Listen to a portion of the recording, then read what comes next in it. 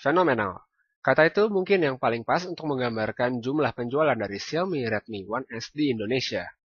Hanya dalam hitungan menit saja setelah flash sale dibuka, website Lazada diserbu dan akhirnya overload.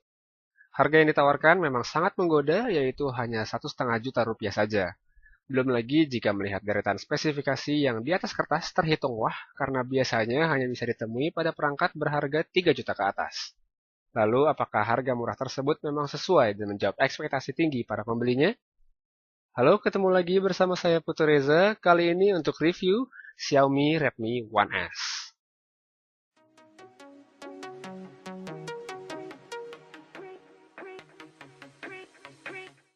Dimulai dari desain. Redmi One S tampil layaknya smartphone Android pada umumnya. Untuk sebuah smartphone yang terbuat dari plastik, Redmi One S ini tergolong punya bobot yang berat. Bodinya juga tebal, tapi lumayan terasa enak saat digenggam.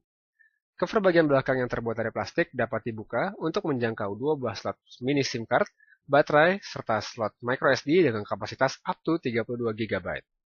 Di bawah layar terdapat 3 buah tombol kapasitif menu, home yang di bawahnya juga terdapat lampu notifikasi LED dan juga back dengan warna merah yang catchy.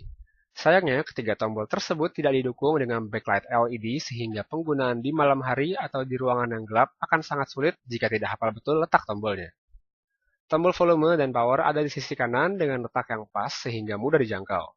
Sisanya ada headphone jack yang berada di atas dan port micro USB di bagian bawah yang sudah support USB on the go. Redmi One S memiliki layar IPS luas 4,7 inch dengan resolusi 1280x720 atau yang biasanya disebut dengan HD 720p. Jika diperhatikan, bezel di sekitar layarnya lumayan tebal dan cukup memakan tempat. Kerapatan pixelnya sudah menyentuh angka 312 ppi yang sudah cukup membuat tampilan gambar lumayan tajam. Tingkat reproduksi warnanya standar-standar saja. Bahkan menurut saya sedikit kurang dalam hal saturasi dan kontras sehingga membuat warna gambar terlihat sedikit pudar.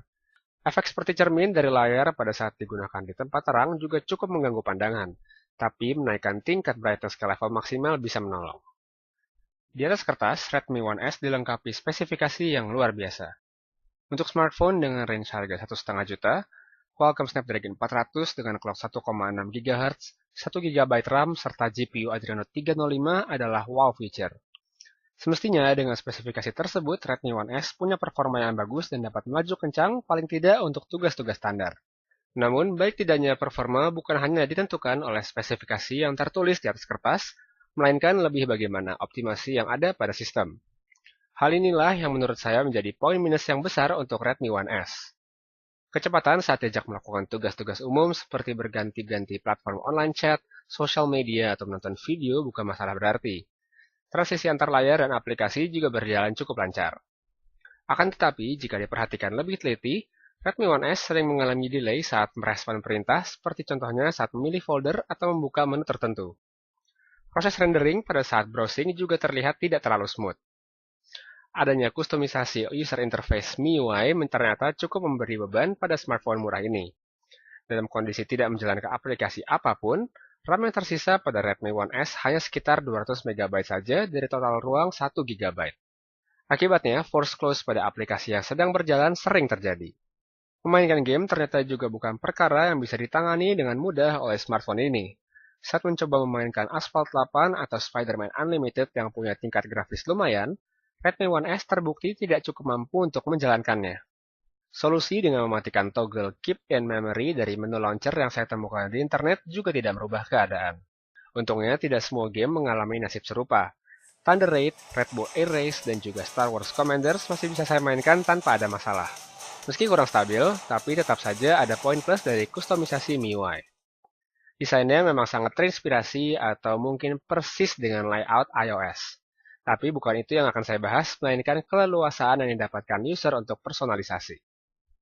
Xiaomi menyediakan theme store yang di dalamnya terdapat banyak sekali themes yang bisa di-download. Tidak hanya themes, user juga bisa mengkustomisasi lock screen, icon, font, dan juga masih banyak lagi hal lainnya. Redmi One S ini masih berjalan pada sistem operasi Jelly Bean versi 4.3 yang sudah cukup usang, apalagi jika mengingat tidak lama lagi Google akan segera merilis Android L. Kapasitas penyimpanan internalnya cukup kecil, hanya 8 GB saja dengan 4,5 GB yang available untuk digunakan. Hadirnya tambahan slot microSD up to 32 GB sepertinya memang cukup melegakan. Tapi tunggu, jangan senang dulu karena ada kabar buruknya. Seluruh aplikasi yang Anda install tidak bisa dipindahkan ke microSD. Jadi, bijak-bijaklah dalam menginstal aplikasi karena memang space-nya sangat terbatas. Foto dan video yang Anda ambil dengan Redmi One S bisa saja Anda pindahkan ke microSD, tapi caranya pun tidak mudah. Tidak ada menu yang langsung menjembatani proses tersebut. Anda harus mengcopy-paste foto dan video tersebut satu persatu dengan terlebih dahulu membuka menu Explorer. Repot ya? Lalu apa gunanya microSD kalau prosesnya ribet begitu? Well, sejauh ini saya cuma menjadikannya tempat untuk menyimpan lagu saja. Nggak lebih dan juga nggak kurang. Baterai dengan kapasitas 2050 mAh rasanya memang terlihat kecil untuk sebuah smartphone zaman sekarang. Jujur, selama memakai Redmi One S ini, saya belum bisa menyiksa baterai yang ada dengan tugas-tugas berat yang beruntun karena game-game yang sering saya mainkan justru crash setiap kali saya buka.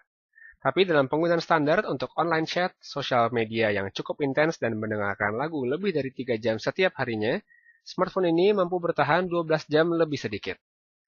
Di sektor kamera, Xiaomi melengkapi Redmi One S dengan resolusi 8 megapiksel di bagian belakang untuk kamera utama serta 1,6 megapiksel untuk kamera depan. Mode pengambilan gambar yang disediakan ada panorama, HDR, dan juga handheld twilight yang diperuntukkan untuk mengambil foto di malam hari. Secara kualitas, foto yang diambil pada kondisi cahaya memadai saya kategorikan oke. Warna yang ditangkap cukup akurat dengan detail yang ya lumayan lah. Sedangkan untuk performa low light, Redmi One S cukup baik dalam mengabadikan foto meskipun mencari fokus pada kondisi tersebut cukup sulit. Yang mengejutkan untuknya Redmi One S ini oke untuk harga 1,5 juta. Tidak buruk tapi juga jelas tidak luar biasa.